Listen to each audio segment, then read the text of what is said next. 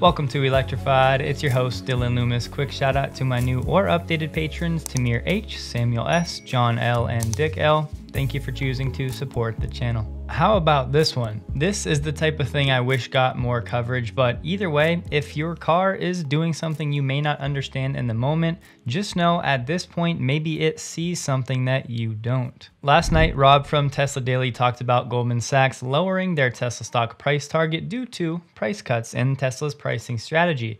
There's a reason I oftentimes skip these Wall Street updates because at the same time, we have another firm talking about the exact same situation, Tesla's pricing strategy, but UBS is actually treating it as a positive for a Tesla upgrade. UBS raised their price target because of this exact same pricing strategy, saying it can potentially provide it with a formidable competitive edge. In my humble opinion, when it comes to the long term, 98 times out of 100, these Wall Street Tesla stock updates are mostly useless. There's one Tesla storyline that definitely is not getting enough attention, and it's how the repairability of Tesla vehicles continues to increase more and more, giving DIYers much more access. When 5 or 10 years ago, Tesla was continually knocked for maintaining somewhat of a walled garden when it comes to access to DIY repairs for Tesla vehicles. In their defense, at the time it had a lot to do with safety. They couldn't have just anyone working on these new vehicles. But now, and fairly quietly, Tesla has added things like free service manuals you can access online and the service mode right in the car that continually gets updates and allows you to do a lot more. Now, sure, Tesla definitely still has some work to do when it comes to the availability of replacement parts, the hardware,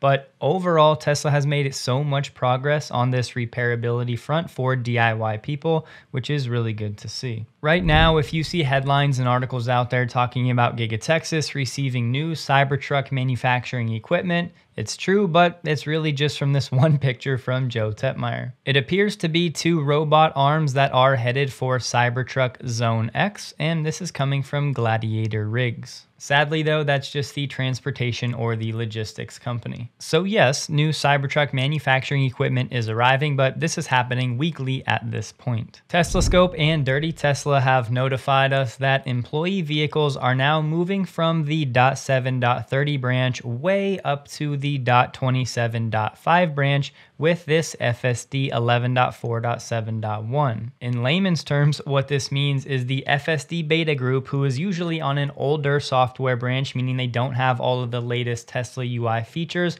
are now much closer to being on the main branch with everybody else that does have all of the latest UI features. So once this FSD beta group receives the .27 update, they're going to get all of the features from 3 separate updates, .12, .20, and .26, which definitely include some nice features, but we've talked about all of these in the past, so I'll link this below if you want to check it out. Perhaps most importantly though, the FSD beta group is now much closer to being on that main software branch with everybody else. Cathie Wood was on CNBC talking about her $1,400 Tesla bear case by 2027 and how it's 1/3 electric vehicles and 2/3 autonomy. But she had some interesting comments on the regulatory environment. You know, for 2/3 of the valuation, do you feel like that there's risk even around the bear case at all with the 2/3? Actually, the risks are going down because regulators are very data driven.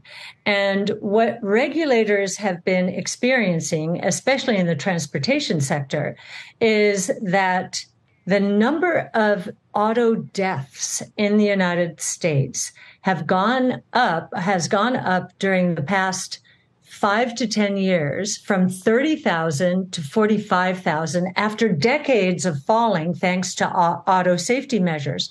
So the National Highway and Transportation Safety Board and other transportation authorities want to turn that trend back down. Why has it happened? A lot of it is because of texting, and therefore a disproportionate number of young people are dying in auto accidents. So the data supports what Tesla is doing.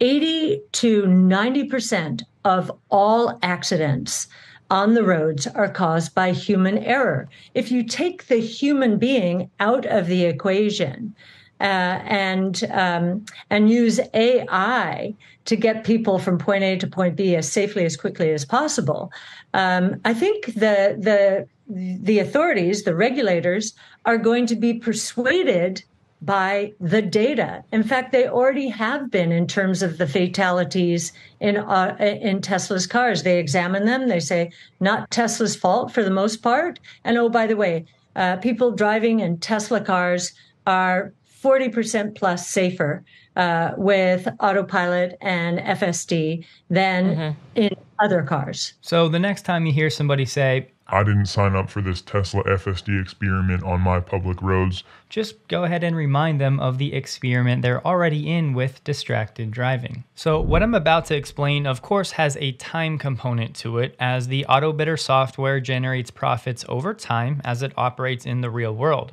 But if we just take this snapshot we recently heard about, the profits Autobidder is generating for the operators, and presumably a portion goes to Tesla, we can get a rough rule of thumb each time new megawatt-hour deployments are reported, and we can begin to understand the financial benefits to the project operator and owners. So if we take that $330 million in profits divided by 7 gigawatt hours, which is 7,000 megawatt hours, that's $47.1 thousand per megawatt hour. But for simple math, let's round up to 50,000. That means that over time, call it a few years depending on many factors, with this 200 megawatt hour project using Tesla Megapacks, Autobidder could generate $10 million in profits in a relatively short amount of time, and this is software which will continue to get better with time. So when it comes to Tesla Megapacks, don't forget it's not just the selling of the actual Megapack, but it's all of the recurring revenue that will happen for both the owner-operator and Tesla over the long term. This past week, we've been talking about the Tesla Semi and the Run on Less event, and specifically how we need the grid to be able to handle this megawatt level charging.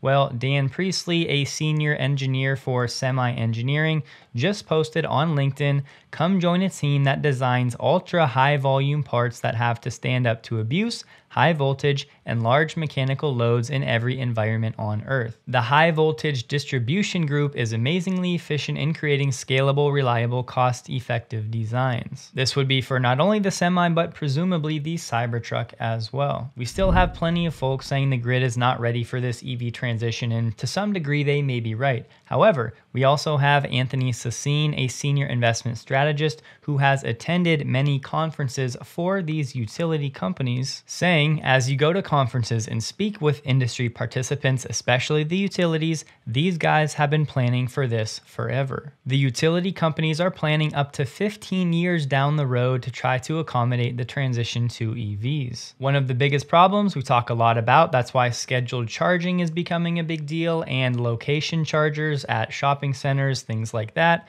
One of the biggest problems is still peak charging. Sadly, we don't get a ton of detail with this one, but he said there's a lot of initiatives actually happening, especially in the US and California, to account for this.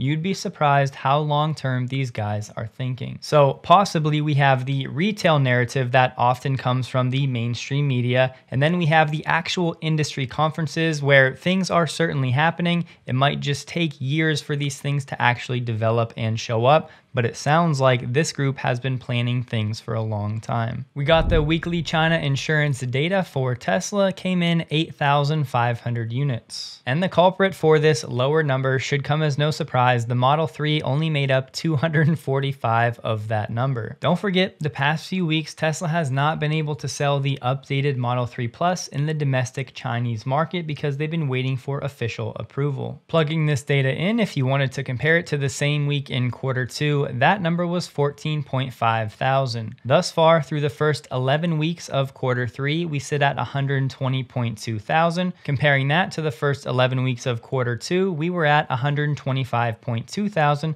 so we're now officially behind the Q2 pace. But again, an outcome like this should not surprise anyone. Tesla told us on the Q2 call that they're going to have factory shutdowns and upgrades in Q3, so a flat or even down quarter was to be expected. And I'm telling you, I'm not just trying to spin this because I'd be fine if Tesla had a bad quarter or even a bad year, honestly, when it comes to the long term. But this could set up Tesla for a pretty good Q4 in Europe because all of these new Model 3s, they've been seemingly exporting more than usual because they haven't been able to deliver these to the domestic market. Speaking of the new Model 3, it just arrived today in showrooms in Italy. Deliveries for this vehicle are expected to start next month. If we don't make serious progress by noon on Friday, September 22nd, more locals will be called on to stand up and join the strike. That will mark more than a week since our first members walked out.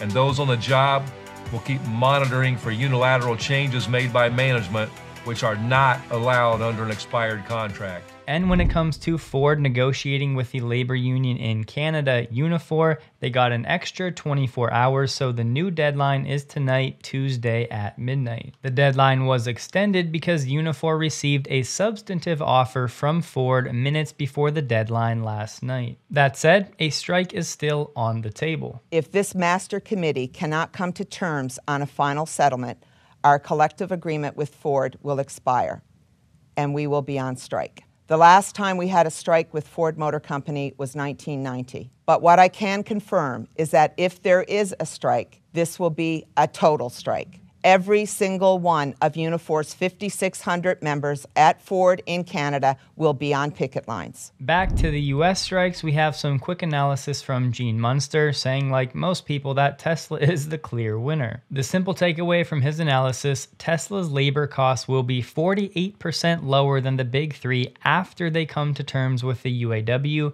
and after Tesla's employees get a 15% bump, likely in the next 6 months. Should be clear, this part about him thinking Tesla employees are getting a pay raise is speculation on his part. On this one, I could see it going either way. Personally, I think Tesla employees would have to be pretty discontent to leave Tesla to go to a potentially dying company due to whatever price hike compensation plan increase they ultimately get. Because to give up Tesla's employee stock purchase program is a pretty huge risk over the next few years with autonomy and everything else looming. So here are his fully loaded wage calculations. Should be noted, this includes pensions and profit sharing for UAW and excludes stock options for Tesla employees. Doing some quick searching, it seems like labor costs are oftentimes anywhere between 7 to 10% of the overall cost of a vehicle. So with Tesla's labor cost gap competitiveness potentially increasing,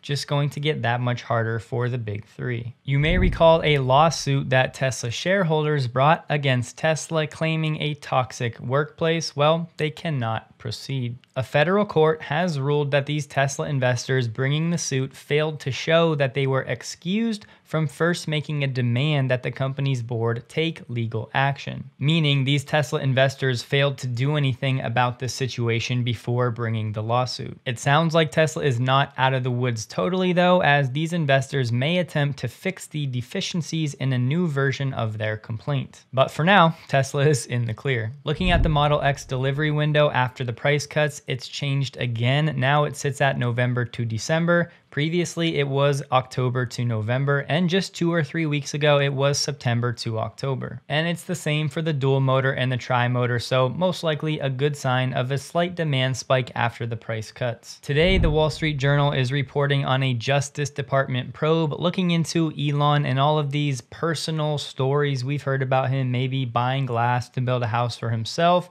things that we've already heard about. I find it kind of interesting this comes out the day after Elon shoots down the Wall Street Journal for that false article. Either way though, they're saying federal prosecutors are scrutinizing personal benefits Tesla may have given Elon since 2017, longer than the initial time frame they were looking at. But they're still stuck on this house situation that Elon has denied on X multiple times. They're pursuing potential criminal charges. The crux of this investigation seems to be whether Tesla properly disclosed any perks Elon may have received. We've been over all of this before, but if you're new, go ahead and pause and read. The main takeaway with this for now is it's still all just allegations and hearsay. They don't seem to have anything tangible as of now. This anecdote right here is awesome. This coming from Steve Gursky, who took over as Nikola's CEO in August, who also served on GM's board of directors between 2009 and 2016. Shortly after he joined GM, he brought up Tesla in a meeting and he said, "I asked about Tesla and was told it was just a bunch of engineers playing with laptop batteries." That was conventional wisdom at the time, and we know how that turned out. Tesla got a 10-year jump start on the entire industry. How about good old Bob Lutz back in 2020 saying talking about Tesla stock is driven purely by psychology or almost a mass psychosis. Meanwhile, shares of Tesla stock have surged more than 5-fold since he made those comments. Redwood Materials said today it has acquired lithium-ion battery recycler Redux Recycling to increase battery recycling capacity and strengthen its footing in Europe's EV market. Redux's facility in North Germany is equipped to recycle 10,000 tons of battery every year. This facility will allow Redwood to transport, recycle, and refine EV packs and batteries from across the European continent. Separately, Redwood Materials is planning to invest a 3-digit million sum in Germany in the near future, according to JB Straubel. He said, "Over a period of time in the near future, we want to invest a 3-digit million sum in Germany. I'm looking forward to us finally getting started." There is another EV car company over in Germany, but the name is escaping me right now. Volvo said today it'll end production of any remaining diesel models by early 2024. In a few months from now, the last diesel-powered Volvo car will have been built, making Volvo cars one of the first legacy car makers to take this step. While the majority of the cars Volvo sold in Europe were diesel as recently as 2019, last year they made up just 8.9%. In August this year, 33% of Volvo's sales were fully electric or hybrid. But the company did not break down how much of the remaining 67% of ICE vehicles were diesel and how many were petrol. Reminder, Volvo is planning to be all electric by 2030. We should have known something like this was coming after the Tesla deal with Hilton. Now we have EV Connect today announcing an agreement with Marriott to simplify EV charging for its properties and guests. Marriott properties will have the ability to choose the charging hardware deployed on the open platform, allowing them to scale EV charging needs for the unique needs of individual locations. Marriott's portfolio consists of 8,600 properties under 31 brands spanning 139 countries and territories. I found this blog post from EV Connect where they were praising GM and Ford for adopting the NACS. They then tout their open and flexible EV charging platform and say EV Connect has been hardware agnostic, they'll always be. EV Connect works with hardware vendors and they named BTC, Zerova, PowerCharge, EvoCharge, Tritium, and many others. But then they go on to say EV Connect supports 5 connector types globally, including CHAdeMO, CCS, CCS2, J1772, and Type 2. And this was from June, so it's not super old, so fingers crossed they'll support the NACS going forward. We got some new pictures of the upcoming Chevy Equinox in China. This one is built in tandem with SAIC, and of course the variant for the United States will be coming from Mexico. But the question still remains, will GM keep this vehicle starting at $30,000? It's really not a bad looking car, so this is certainly one to watch. It's a huge deal for GM. On that note though, GM has said it's going to idle an assembly plant in Ontario due to delays in the supply of battery modules. This is where they make the BrightDrop commercial van, and production won't resume until the spring 2024. Currently, the Ultium battery that powers BrightDrop vans is made in Ohio. So GM's Ultium still having some issues. And we have Stellantis looking to downsize some of its North American headquarters. The COO of Stellantis today said the company has a series of facilities that we were looking to downsize or reconfigure. We have a lot of the building here in Auburn Hills we're not utilizing today. We're looking at other use cases for that. Just in case you want to support the Cybertruck Teardown Fund, Munro Live is now selling these Cybertruck designed bottle openers, which are pretty cool. This one is $75 and this one signed by Sandy or inscribed is $150. This is an engraving. Each one is not hand signed. Hope you guys have a wonderful day. You can find me on X linked below. Please like the video if you did, and a huge thank you to all of my Patreon supporters.